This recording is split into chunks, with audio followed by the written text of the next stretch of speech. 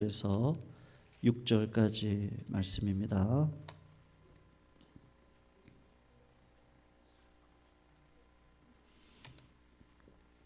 창세기 16장 1절에서 6절까지 우리 교독으로 읽겠습니다. 16장 1절 제가 먼저 읽습니다.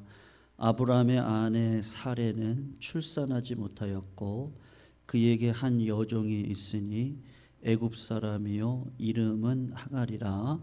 사레가 아브라함에게 이르되 여호와께서 내 출산을 허락하지 아니하시거나건대 내 여종에게 들어가라. 내가 혹 그로 말미암아 자녀를 얻을까 하노라 하매 아브라함이 사레의 말을 들으니라. 아브라함의 아내 사레가 그 여종 애굽 사람 하갈을 데려다가 그 남편 아브라함에게 첩으로 준 때는 아브라함이 가나안 땅에 거주한 지 10년 후였더라. 아브라함이 하갈과 동침하였더니 하갈이 임신함에 그가 자기의 임신함을 알고 그의 여주인을 멸시한지라. 사레가 아브라함에게 이르되 내가 받은 모욕은 당신이 받아야 옳도다. 내가 나의 여종을 당신의 품에 두었거늘 그가 자기의 임신함을 알고 나를 멸시하니 당신과 나 사이에 여호와께서 판단하시기를 원하노라. 우리 같이 읽습니다. 아브라함이 사레에게 이르되 당신의 여종은 당신의 수중에 있으니 당신의 눈에 좋을 대로 그에게 행하라 하매 사레가 하갈을 학대하였더니 하갈이 사레 앞에서 도망하였더라. 아멘. 오늘 창세기 16장인데요. 창세기 15장과 비교를 아브라함의 모습을 비교를 해보시면 굉장히 다른 모습을 보여주고 있는 것을 볼 수가 있습니다. 창세기 15장, 창세기 12장에서 하나님이 아브라함에게 두 가지를 약속을 하시잖아요. 하나는 후손을 주시겠다는 약속이고 또 하나는 뭐였습니까? 이 땅을 주시겠다고 하는 약속 아니었어요? 그래서 한 장을 이렇게 앞으로 15장으로 가서 4절을 한번 보시면 한번 확인해 봐요. 여호와의 말씀이 그에게 임하여 이르시되 그 사람은 너의 후사가 아니고 내 몸에서 날 자가 내 후사가 될 거다. 지금 자손에 대한 약속을 하십니다. 그리고 7절을 한번 보시면 15장 7절에 나는 이 땅을 누구에게 준다 그랬어요? 너에게 주고 업을 삼게 하려고 너를 갈대아 우르에서 이끌어낸 여호와다. 이렇게 이야기를 했단 말입니다. 그랬을 때 15장의 아브라함의 그 믿음은 어땠습니까? 믿었습니까? 안 믿었습니까? 6절을 보시면 아브라함이 여호와를 어떻게 했다 그러죠? 믿었어요. 그러니까 하나님께서 이를 그의 의로 여기셨다. 이렇게 믿음의 사람이었단 말입니다. 그런데 16장에 와서 보시면 세월이 좀 꽤 흐르고 난 다음에 아브라함은 불신자와 다름없는 모습을 보여주고 있습니다. 우리 신자들도 때로는 믿어지지 않는 것이 있을 수 있거든요. 신자는 신자인데 내 마음 가운데 뭐가 있는 거예요? 불신앙의 세력 속에 있는 것을 우리가 경험할 때가 있단 말이에요. 믿음으로 살아가는데 날마다 형통이 아니라 하나님께서 주신 믿음을 붙잡고 살아가려고 하는데 이게 힘든 일들이 우리들의 삶에 벌어지더라고 하는 것이죠. 여러분, 그게 뭡니까? 저는 요거를요, 그 모래시계의 시험이라고 이렇게 좀 명명을 해봤거든요. 선생님들 사우나 가보셨죠? 가면은 그거 뭐죠? 이렇게 건식, 그 다음에 습식 뭐 이런 거 있잖아요. 사우나 들어가시면 거기 뭐가 있습니까? 모래시계가 있습니다. 한 5분 정도 되어 있나요? 요거를 이렇게 거꾸로 해놓잖아요. 5분이 흐르는 걸 보고 있습니다. 근데 여러분 그 모래시계 한번 흔들어 보셨어요? 빨리 내려갑니까? 어때요? 빨리 안 내려가요. 아무리 흔들어도 모래시계는 5분이 걸립니다. 5분이. 아브라함에게 이 모래시계의 유혹, 시험이라고 할까요? 내가 볼 땐 더디게 흘러가는 것 같습니다. 그래서 오늘 본문 3절을 한번 보시면 아브라함의 아내 사레가 그 여종 애굽 사람 하갈을 데려다가 그 남편 아브라함에게 첩으로 준 때가 아브라함이 가나안 땅에 거한 지 몇 년이라고요? 10년이라고요. 그러니까 75세 부름받아 분명히 자손을 약속받았단 말입니다. 뭐 땅은 지금 이 땅에 와 있으니까 그래도 괜찮겠는데 왜 자식은 10년 동안 안 주시느냐 말이에요. 여러분, 하나님께서 우리들에게 약속을 주시고 섭리의 모래시계가 있거든요. 근데 요 타이밍과 요 타이밍은 굉장히 다릅니다. 한번 생각을 해보세요. 하나님의 약속은 분명히 있죠. 근데 섭리의 모래시계나 섭리의 바퀴가 돌아가는 건 내 시간과 다른 방식으로 하나님께서 흘러가게 하시단 말이에요. 그러니까 여러분, 우리가 하나님께 받은 약속은 반드시 이루어집니까? 안 이루어집니까? 반드시 이루어지죠. 믿으시기를 축원합니다. 성도님들, 하나님께 말씀을 받았으면 이 말씀은요 그대로 이루어지게 되어져 있습니다. 그런데 뭐가 필요한 거예요? 그 중간에 섭리에 모래시계가 있다니까요. 하나님의 생각은 내 생각과 틀리다니까요. 나는 땅의 생각을 하고 있는데 하나님은 하늘의 생각을 하고 있단 말이에요. 여러분, 요셉을 생각해 보세요. 요셉이 몇 세의 꿈을 꿉니까? 17세의 꿈을 꿉니다. 내 볕단이 있는데 아버지의 볕단, 어머니의 볕단과 형님들의 볕단이 갑자기 일어서더니 요셉이 볕단에게 절을 하는 꿈을 꿉니다. 그리고 요셉은 별인데 아버지를 상징하는 해와 달과 11별이 누구한테 절을 하는 거예요? 자기한테 절을 한단 말이에요. 이상하다. 이런 꿈을 꿨단 말이에요. 그런데 하나님께서 이 약속을 몇 년을 끌고 가세요? 13년을 끌고 가시죠. 10년 동안은 노예 생활합니다. 근데 그 가운데 한번 보세요. 내 생각과 다른 방식으로 끌고 가시는 거예요. 하나님이 하실 수 있죠. 애굽의 총리로 바로 가서 세울 수도 있잖아요. 근데 하나님이 하시는 그 섭리의 모래시계는 어떤 방식으로 하는 거예요? 시간이 걸린다니까요. 형님들이 요셉을 팔려고 합니다. 그때 하나님이 개입하셔서 마음을 바꿔가시죠. 그래가지고 노예로 팔려갑니다. 보디발의 집으로 들어가요.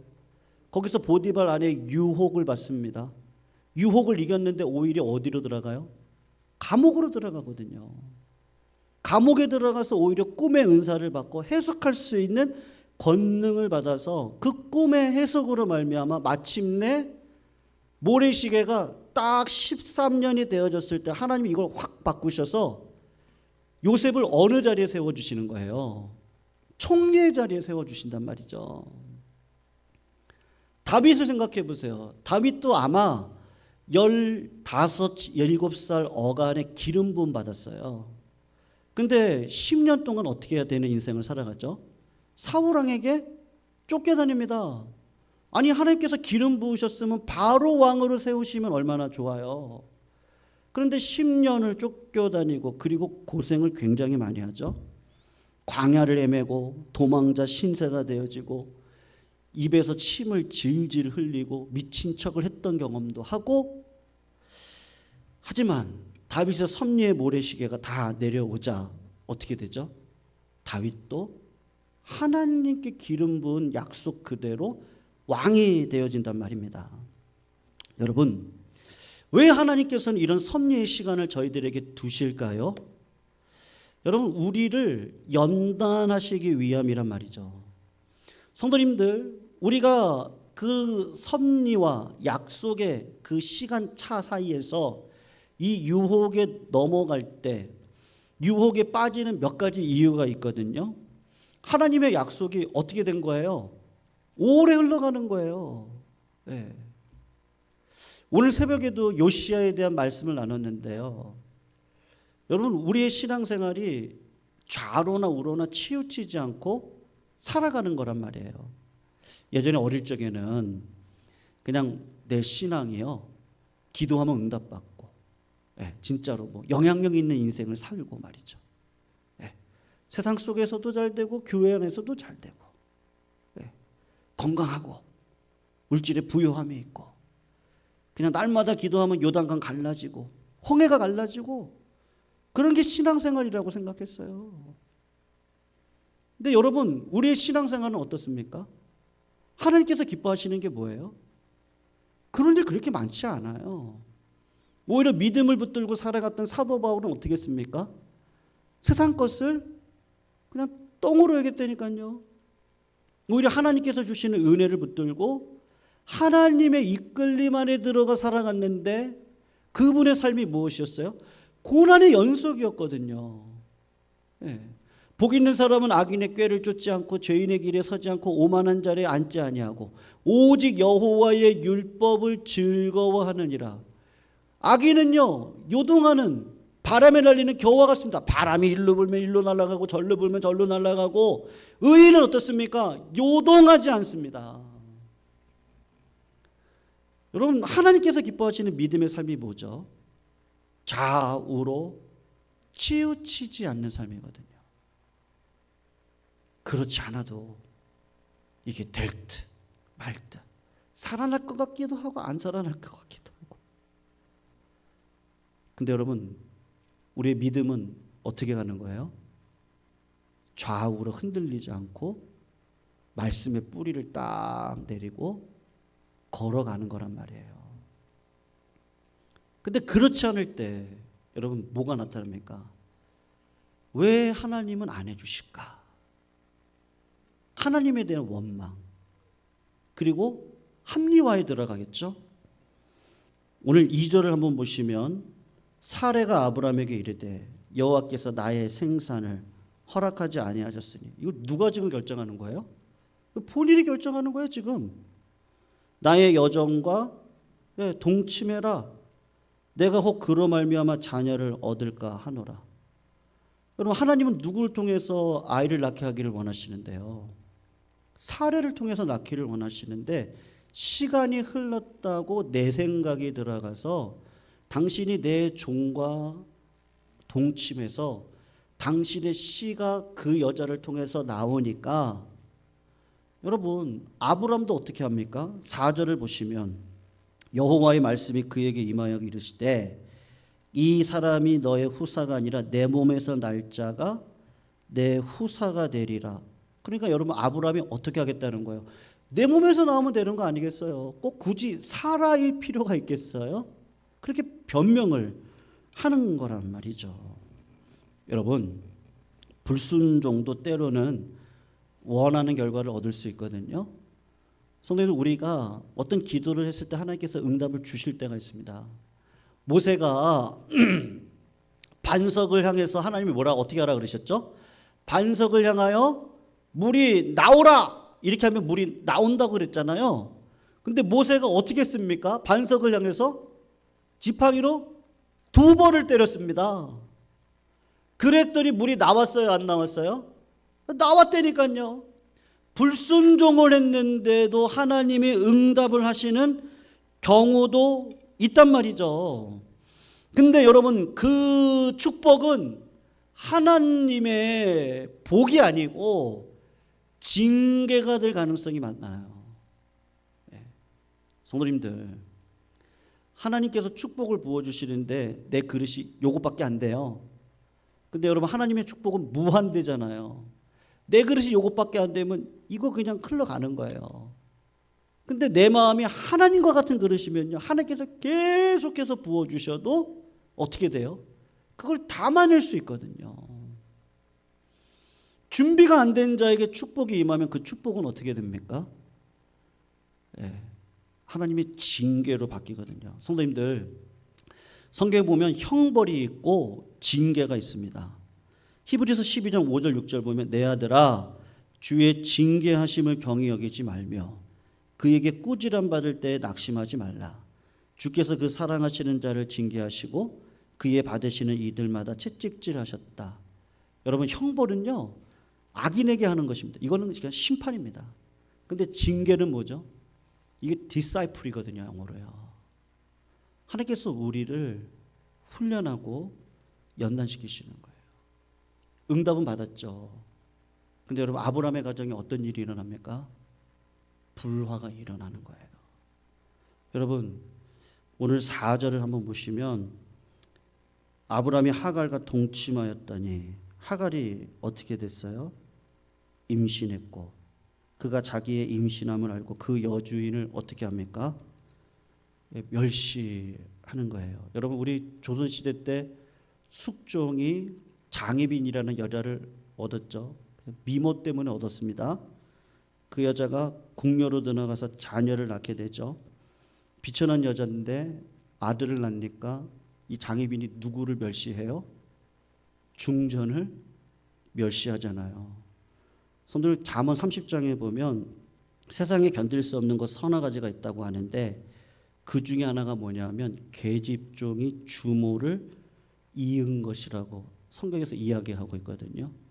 계집종이 주인의 눈에 들어 주인의 부인을 쫓아내고 여주인의 자리를 차지하는 것이 그만큼 나쁜 것이라고 잠언이 이야기를 하고 있단 말이에요. 여러분, 내 생각대로 하나님께서 주신 기도의 응답을 받았어요. 그런데 결국은 어떤 일이 벌어지는 거예요? 이 가정 가운데 지금 불화가 일어나고 있다니까요. 여러분, 사례는요, 아브라함한테 주의 종이라고 했었습니다. 근데 오늘 본문을 보시면 아브라함을 향해서 사례가 뭐라고 얘기하신지 아십니까? 5절을 보세요. 사례가 아브라함에게 이르되 내가 받는 모욕은 누가 받아야 된다고요? 당신이 받아라. 늘 남편을 종기 여겼던 사례가 어떻게 되는 거예요? 당신이 받아라.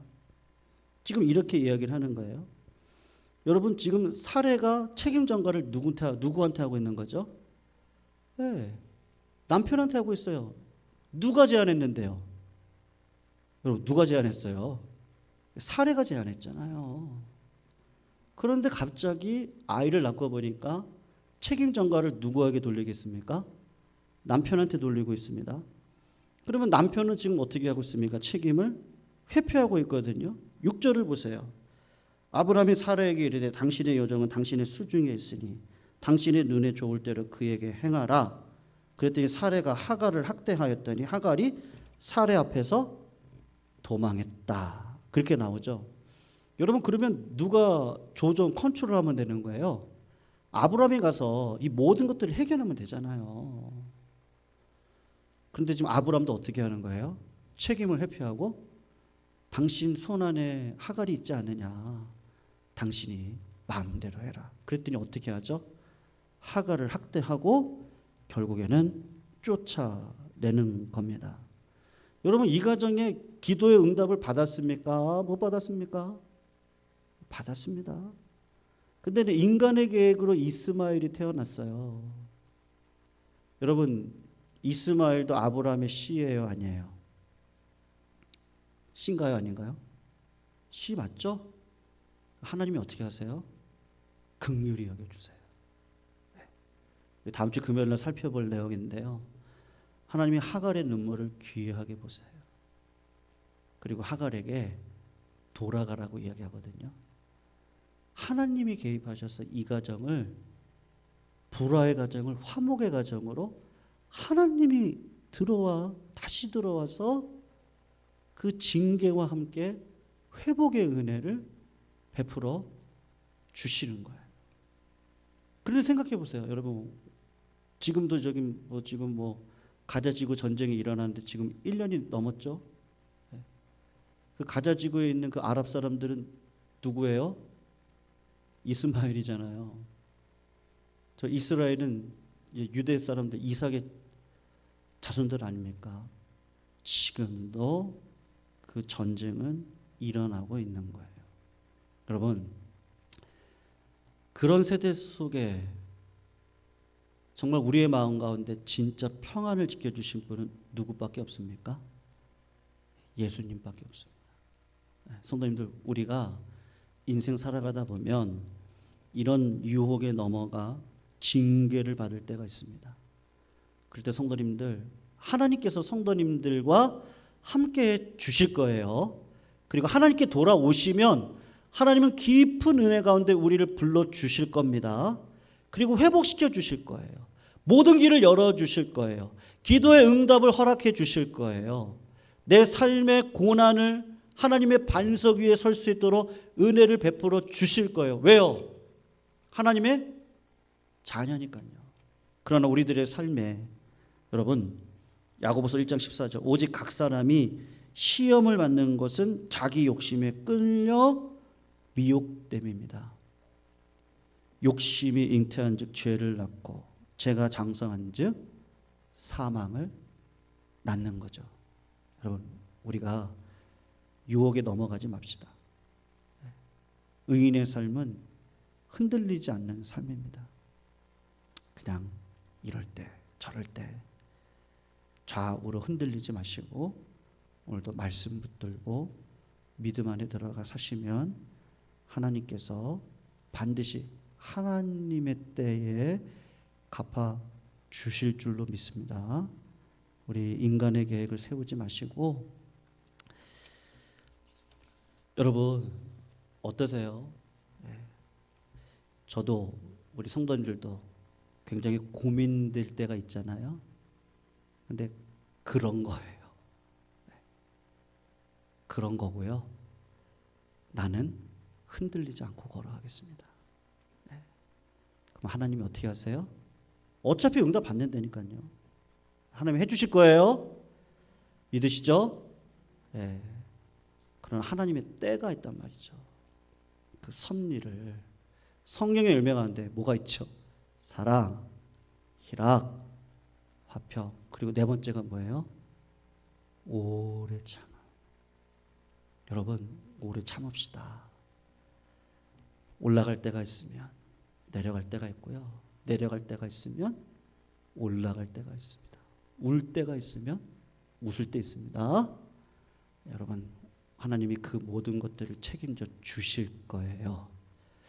아브라함의 연약한 가운데서도 이 모든 일에 개입하시는 하나님, 우리 먼저 감사했으면 좋겠어요. 그리고 그 감사의 마음을 담아서 우리 두 곡 같이 한번 부르시고 말씀 붙들고 기도하시고, 또 가지고 나서 기도 제목 붙들고 함께 기도하시고 마음껏 하나님 만나시고 우리가 돌아가는 시간 갖도록 하겠습니다.